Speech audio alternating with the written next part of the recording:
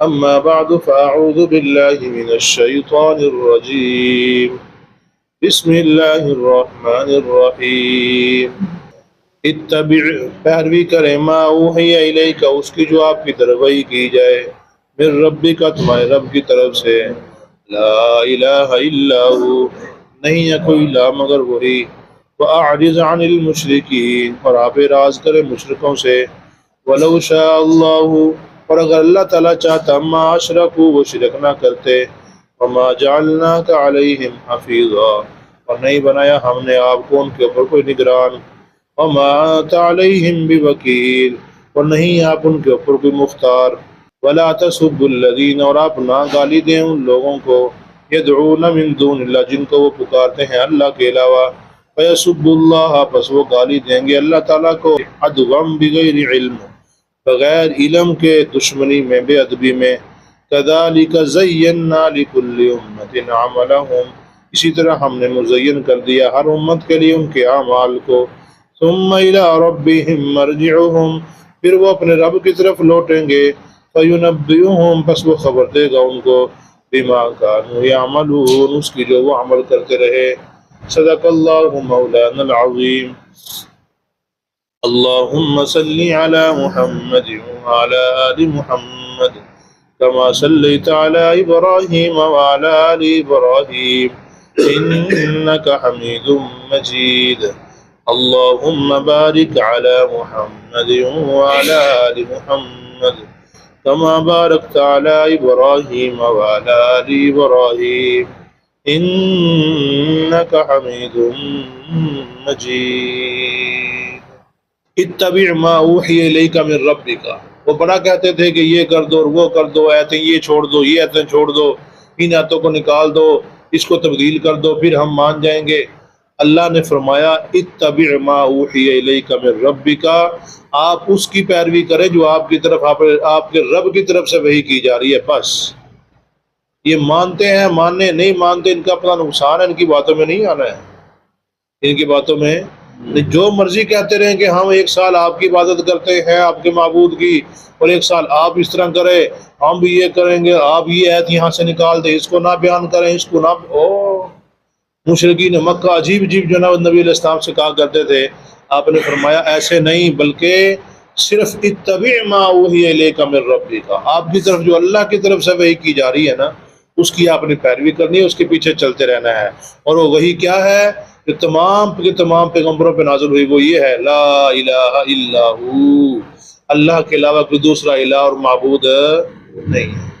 یہ وحی کی گئی ہے اس وحی کے آپ پیچھے چلتے رہیں کسی کو معبود اور کو نہ مانیں کسی کی جو نہ اندر اللہ تعالیٰ کی صفات کو داخل نہ کریں وَأَعْرِضْ عَنِ الْمُشْرِكِينَ نہیں مانتے تو آپ ان سے اعراض کر لیں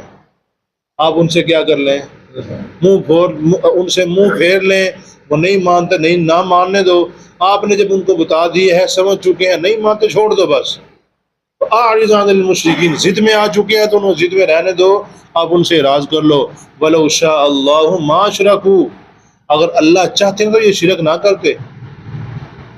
مطلب جیسے فرشتے ہیں فرشتوں کو رب العالمین نے ایسے پیدا کیا کہ وہ اللہ کی نافرمانی کر سکتے ہی نہیں ہے وہ اللہ کی نافرمانی کر ہی نہیں سکتے ہیں وہ جب سے جیسے رب العالمین نے کہا ہے ویسے ہی کرتے چلے آ رہے ہیں ایک بھی لمحہ ان کا ایسا نہیں گزرتا جو اللہ نے ان کو حکم دیا اور اس کے وہ اپنا جنا منہ پھیر لیں ایسا نہیں ہو سکتا ہے اگر کسی فرشتے کو حکم دیا تو انہیں رکوع میں رہنا ہے وہ رکوع میں ہی رہے گا بس وہ رکوع سے اٹھ نہیں سکتا ہے جو جیسے جس کو اللہ پاک نے جیسے حکم دیا ویسے کا ویسا ہے یعنی فرشتوں کی طرح انسانوں کو بنا سکتا تھا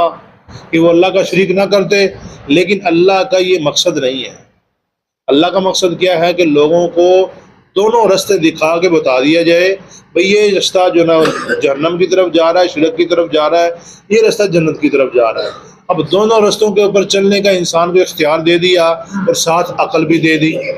بتا دیا کہ دیکھو اس رستے پہ جاؤ گے تو آگے جہنم میں جانا پڑے گا اس رستے پہ جاؤ گے تو آگے جنت ہے مسئلہ ہی نہیں ہے سکون سے زندگی گزرے گی اگرچہ یہ مشکل ہے دنیا کے اعتبار سے یہ رستہ چلنا اس رستے پہ چلو گے تو آسانی ہوگی مشکل نہیں ہوگی تو مطلب یہ ہے اللہ سمجھانا چاہ رہے ہیں کہ آپ ان کو صرف مسئلہ بتا دیں منوانا آپ کا کام نہیں ہے آپ ان کو منا نہیں سکتے ہیں، منانا صرف اللہ کا کام ہے۔ اللہ چاہے تو ان کو سمجھا دے، چاہے تو اللہ کی مرضی ہے۔ وَلَوْ شَاءَ اللَّهُ مَا أَشْرَكُوا، اگر اللہ چاہتا تو یہ شرک نہ کرتے۔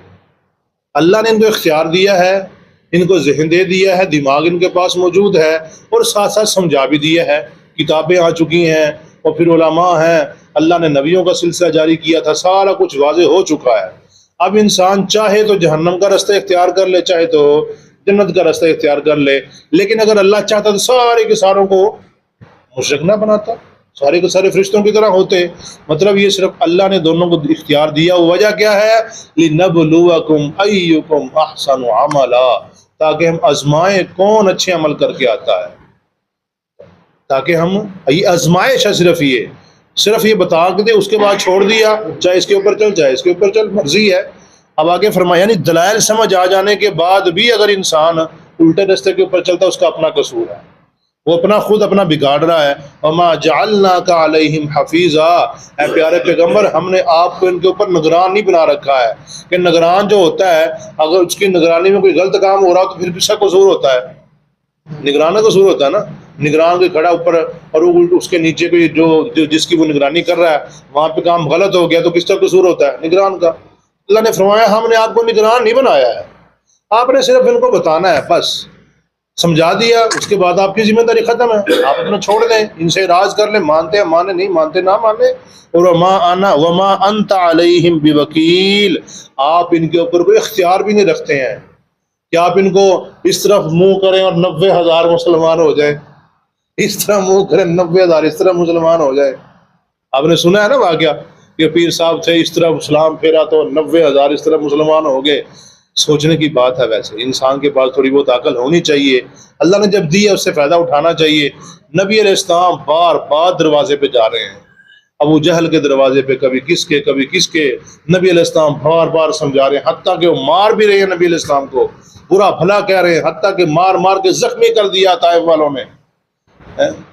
اگر یہ اختیار کیا نبی علیہ السلام کے پاس نہیں آ سکتا تھا؟ نبی علیہ السلام اس طرف دیکھتے سارے کے سارے مسلمان، اس طرف دیکھتے سارے کے سارے مسلمان، تو یہ معاملہ کیا صحابہ کے پاس، نبی علیہ السلام کے پاس نہیں آیا، یہ باپوں کے پاس آ گیا۔ یہ صرف لوگوں کو پاگل بنا دیے۔ پیچھے آتا آئیے نا،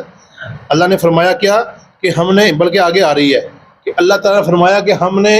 ہر امت کے لیے ان کے اعمال کو مزین کر دیا ہے۔ ان کے اعمال کو کیا کر دیا؟ جو انسان جہاں پہ سمجھتا ہے میں ٹھیک ہوں، بس میرے علاوہ کوئی بھی ٹھیک نہیں ہے، بس میرا کام ٹھیک ہے، باقی سب کے سب جہنمی ہے۔ حالانکہ اگر انسان توجہ کرے، غور و فکر کرے تو پتہ چل جاتا ہے کون ٹھیک ہے کون غلط ہے، کیونکہ نبی علیہ السلام نے خود بتا دیا کہ جس رستے کے اوپر میں اور میرے صحابہ ہوں گے وہ رستہ ٹھیک ہے۔ انسان دیکھ لے جو میں کام کر رہا ہوں کہ صحابہ نے کیا ہے، اسی طریقے سے کیا تو پھر تو ٹھیک ہے۔ اگر صحابہ نے نہیں کیا، نبی علیہ السلام کا اس میں حکم نہیں ہے، تو صاحب بالکل واضح کہ میں غلط ہوں۔ سمجھ آ رہی ہے کہ نہیں بات؟ اگر قبر کو سجدہ کر رہا ہوں، پیچھے دیکھ لے بھائی اللہ کے نبی نے کیا فرمایا تھا۔ آیا نا یہودیوں کے بارے میں آیا ہے کہ یہودی جو ہے نا جہنم میں جائے وغیرہ، اس طرح کی حدیث ہے، جنہوں نے انبیاء کی قبروں کو سجدہ گاہ بنا لیا،